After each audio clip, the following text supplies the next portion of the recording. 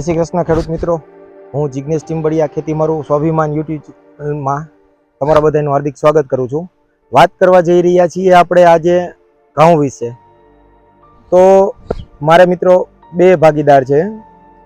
આ ઘઉં તમે જોઈ રહ્યા છો તે 100% ઓર્ગેનિક છે. મિત્રો ઘણા લોકો એવું કહે છે કે ઓર્ગેનિક ઘઉં શું હોય, ઓર્ગેનિક ઘઉં થાય કે ના થાય, ઓર્ગેનિક ઘઉં થાય તો શું ઉતારો આવે, તો એ વિશે આપણે વિસ્તૃત માહિતી આગળ જોઈએ. તો ખેડૂત મિત્રો, આ જે ઘઉં છે એ 100% ઓર્ગેનિક છે. આમાં શું શું વપરાશ કરેલ છે તે વિશે માહિતીમાં જોઈએ તો અમારી પાસે જીવામૃત બનાવવાની બેગ છે. જે બેગમાં અમે તમને ત્યાં બી લઈ જશું. એ બેગમાં અમે શું શું મટીરિયલ નાખીએ છીએ અને આ ઘઉંમાં અમે એ જ બેગમાંથી હર પિયત વખતે 200 લીટર આપેલ છે. તો તે બેગ વિશે આપણે જોઈએ કે એમાં આપણે બેગમાં શું શું મટીરિયલ નાખીએ છીએ. તો મિત્રો આપણે વાત કરવા જઈ રહી છીએ કે આમાં શું શું નાખવું જોઈએ. તો મેં તમને જેમ કીધું એ રીતના અમે આમાં તાજા પોદનો બી વધારે વપરાશ કરીએ છીએ. તમે જોઈ શકો છો અમારા બેરલમાં છાણ સંપૂર્ણ ભરેલ છે, જે રોજે રોજનું દમણમાંથી છાણ આવી જાય છે. આમાં અમે આને કમ્પ્લીટ કરી દઈએ છીએ. કાલે આને પાણીથી ભરી અને પછી આમાં 200 લીટરના માપ સાથે આમાં જવા દઈએ છીએ. તો તમે આમાં જોયું કે આ પોદ ચોખા રાંધેલ છે. આ ઉપરાંત અમે આમાં મરચા બી કાલ અમારા ઉતરેલા હતા, સડેલા મરચા, એ આમાં નાખેલ છે. તો આ મટીરિયલ આવું ઘટ નાખવા છતાં પણ અહીંયા કેવું મટીરિયલ નીકળે છે તે આપણે જોઈએ. ચાલો, આ પાસે આપણું આઉટલેટ છે, જેમાં તમે જુઓ બરાબર કે જે મટીરિયલ નાખેલું હતું એથી સાવ તદ્દન વિરુદ્ધ આમાં તમે જોવો છો. કોઈ બી જાતની સ્મેલ આવશે નહીં. આ ઉપરાંત આપણું મટીરિયલ સાવ પાતળું થઈ અને આ તમે વેન્ચુરી દ્વારા, ડ્રીપ દ્વારા બધામાં આપી શકશો.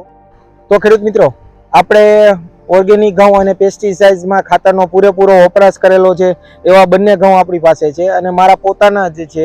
તો આપણે આમાંથી આ જે ઓર્ગેનિક ઘઉં છે એમાંથી આપણે 5 ઘઉંની ડુંડી લઈએ અને આપણે જે ખાતરવાળા ઘઉં છે જેમાં પૂરેપૂરો ખાતરનો વપરાશ કરેલ છે સમયાંતરે, એમની બી 5 ડુંડી લઈએ અને બંનેનો ઉતારો જોઈએ કે કેવો બેસશે અને ઓર્ગેનિક ઘઉં અને ખાતર વપરાશ કરેલા ઘઉં બંનેમાં શું ડિફરન્સ રહેશે.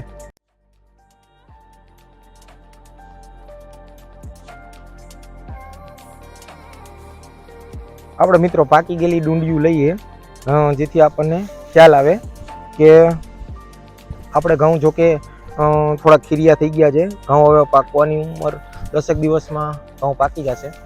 મિત્રો આ આપણે 5 ડુંડી જ લીધી છે, તો જે તમે જોઈ શકો છો આ 100% ઓર્ગેનિક ઘઉં છે. તો ખેડૂત મિત્રો, આપણે ઓર્ગેનિક ઘઉંની 5 ડુંડી ઉપાડી લીધી છે. હવે આપણે જે પૂરેપૂરો ખાતરનો વપરાશ કરેલ છે તે ખેતરે જોઈએ અને આપણા ઘઉં ઉપાડીએ. ચાલો આપણા બીજા ખેતરે.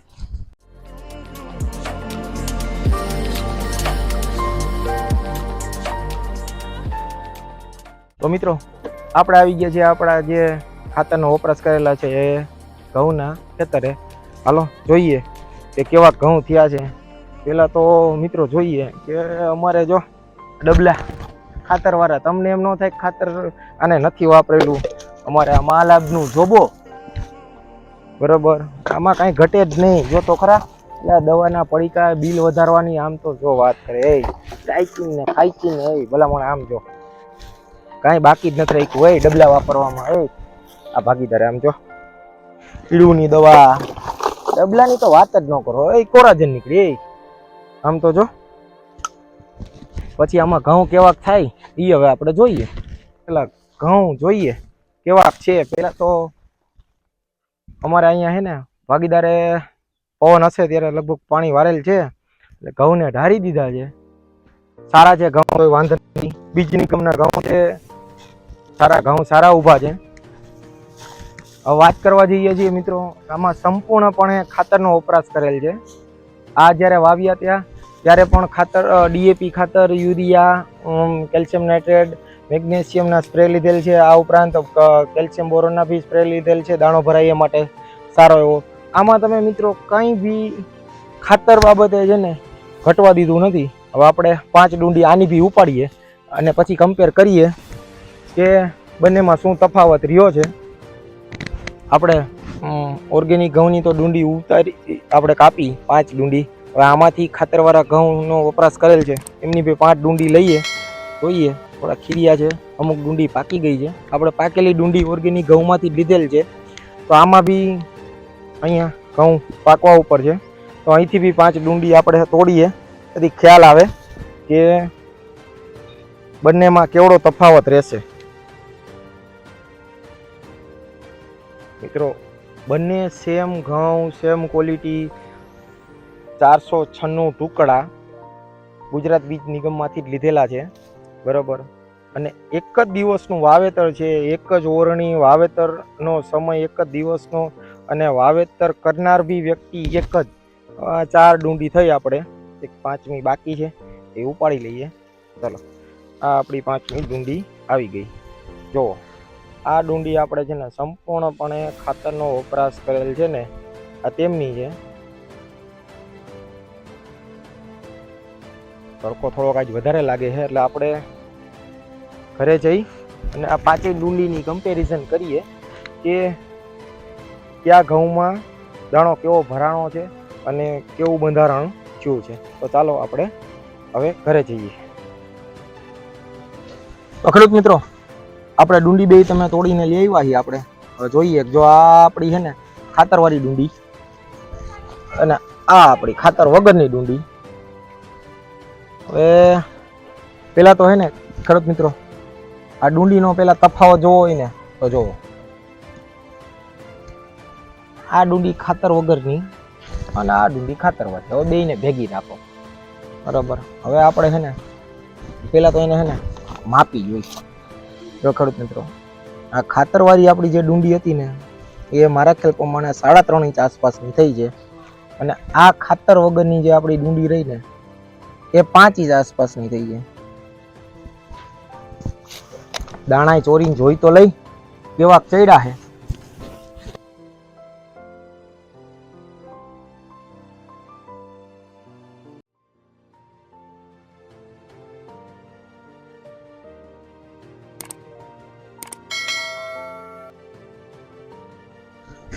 આ આપણે 100% ઓર્ગેનિક, તમને જે પ્રમાણે કીધું એ બેગનો સંપૂર્ણપણે આમાં ઉપયોગ કરેલ છે મટીરિયલનો.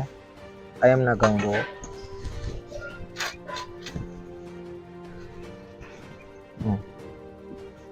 આ એમાંથી ઘઉં નીકળ્યા ખેડૂત મિત્રો. અને આ આપણે ખાતરવાળા ઘઉં જોઈ લે, બરોબર. હવે દાણાની વાત કરવા જઈ રહ્યા છીએ તો પાકી ગયેલા દાણા છે જે તમને હું બતાવું કે ખાતરવાળા ઘઉંના દાણાની સાઈઝ કેવડી થઈ છે. આ દાણો સંપૂર્ણપણે પાકી ગયો છે, તમે જોઈ શકો છો. આ દાણાની સાઈઝ કેવડી છે. હવે આપણા ઘઉં પાકી ગયા છે જે 100% ઓર્ગેનિક. જોઈ લો એમના દાણાની સાઈઝ તમે જો, કોઈ બી દાણો જોવો તમે તારે, એક નહીં હરેક દાણો તમે જોઈ શકો છો. બધા જ દાણા છે ને પાકી ગયા છે. તો ખેડૂત મિત્રો જોઈ લો. આ તમે જે પ્રમાણે વાત થઈ એ પ્રમાણે હું ઘઉં બંને હાથમાં લઈ લઉં. આમાં તમે જુઓ એક સરખો દાણો બધામાં, ક્યાંય બી કોઈ દાણો ઝીણો ઉપર છેકથી ડુંડીમાં ઉપરથી નીચે સુધીનો દાણો સંપૂર્ણપણે પાકી ગયો છે. આમાં આપણે કોઈ વીણીને દાણા નથી લેતા, પણ તમે જુઓ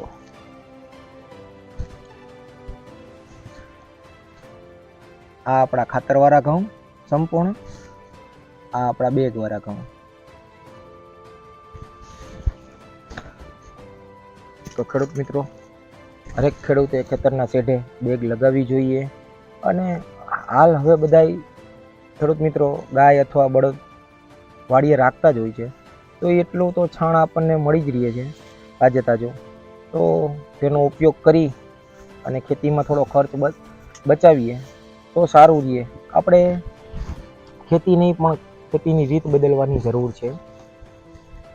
કંઈક નવું ધીરે ધીરે ઓર્ગેનિક ઉપર તરફ જશું તો આપણે ખેતીમાં ખર્ચ ઓછો થશે અને આપણી આવકમાં થોડો વધારો થશે. તો ધીમે ધીમે આપણી ખેતીને ઓર્ગેનિક તરફ વાળીએ તેવા હેતુથી અમે આ ઘઉં વાવેલા હતા.